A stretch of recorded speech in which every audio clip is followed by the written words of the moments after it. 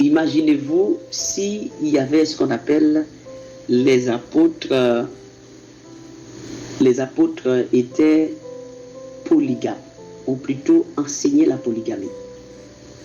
Parce que les apôtres n'ont pas enseigné la polygamie.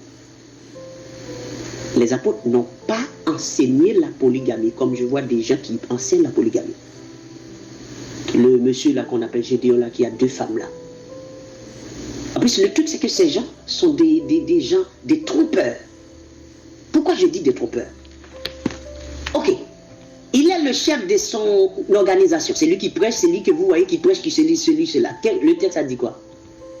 C'est lui qui doit faire ces choses-là, il doit avoir une seule femme, lui il a 2.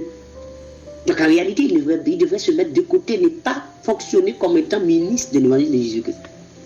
Parce qu'il a 2 femmes. Si c'était le cas vraiment. Or, les gens qui rentraient à l'église, à l'époque, si ces gens-là avaient des épouses, je dis j'imagine, peut-être qu'on ne leur avait pas demandé de quitter cette femme-là, mais les gens qui sont à l'église, on leur dit de ne plus prendre d'autres. Parce qu'ils n'avaient pas le droit de prendre d'autres, c'est pour cela que l'apôtre dit, tu prendras une femme, tu prendras un homme, un point, un trait. Pas 2 ni 3. Pas 2 ni 3. D'ailleurs, tous les apôtres avaient une seule épouse. Ils voyaient Aquilas, tous les frères.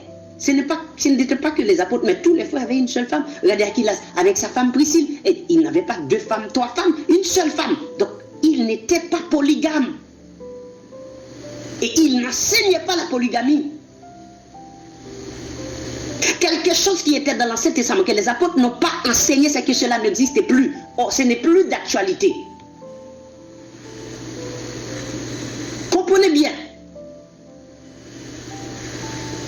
Autrement, dans telle situation, si un homme de Dieu se marie, sa femme quitte, ou sa femme part, ou son mari quitte, eh bien, elle serait dans le droit de prendre quelqu'un d'autre tout de suite.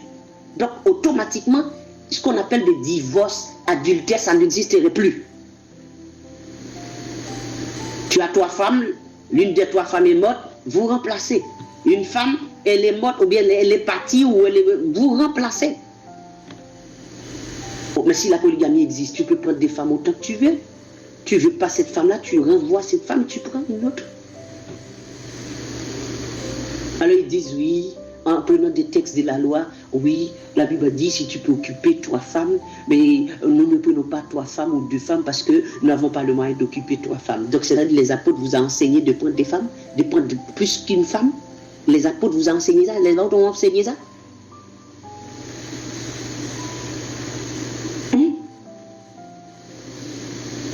Des hommes ou un homme qui a plusieurs femmes n'ont même pas le droit d'être dans le ministère. Ne peut même pas avoir un ministère. Or, les apôtres n'ont pas enseigné cela. Et aujourd'hui, vous avez des hommes qui enseignent la polygamie. La polygamie, des hommes qui ont 2 femmes, 3 femmes, 7 femmes, 20 femmes, 30 femmes. J'ai vu le monsieur là qui s'appelle, comment il s'appelle encore? C'est un vieux pasteur Branhamiste, hein? C'est quoi? Côte d'Ivoire ou Cameroun? Je ne me rappelle pas.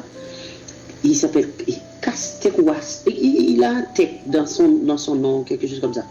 Il a 7 femmes et apparemment il a poussé un frère, soi-disant frère dans son église, à lui donner une jeune fille qui n'aime même pas le monsieur, qui est très jeune en plus, pour être sa femme ajoutée sur les femmes qu'il avait déjà.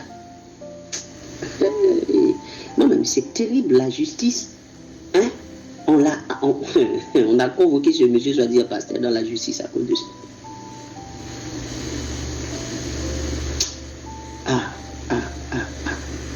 Donc, vous voyez, quand il s'agit de la dîme, on est en plein dedans parce que c'est l'argent. Il s'agit des femmes. On est en plein dedans parce que ce sont les femmes. Des femmes. L'autre là va enseigner que oui, vous pouvez prendre 2 femmes, 3 femmes. Vous avez vu les apôtres qui ont enseigné ça? Dans quelle Bible où c'est tout, où les apôtres dans la grâce avaient enseigné la polygamie, où les disciples pouvaient prendre 2 femmes, 3 femmes? Où vous avez vu ça? Vous avez vu ça où? Vous voulez fonctionner au temps de la loi, ça c'est votre problème. Mais dans la grâce, on n'enseigne pas, la polygamie ne n'enseigne pas aux hommes à prendre des femmes. Parce que tous les hommes, on a parlé sur le fondement des apôtres, des disciples des apôtres ou des frères qui étaient là. Ces hommes-là avaient une seule femme. On n'a pas mentionné que ces hommes avaient plusieurs femmes. Parce que si quelqu'un avait plusieurs femmes, ces personnes-là ne pouvaient pas se mettre dans les affaires des dieux. Non. Avec ce monsieur-là qui a 2 femmes et puis qui il contredit ce qu'il enseigne. Bon, en tout cas, n'oubliez pas, si quelqu'un vous dit ça, dit, est-ce que c'est où, dans quel verset les apôtres avaient enseigné aux disciples de prendre plusieurs femmes, ou qui pouvaient prendre plusieurs femmes?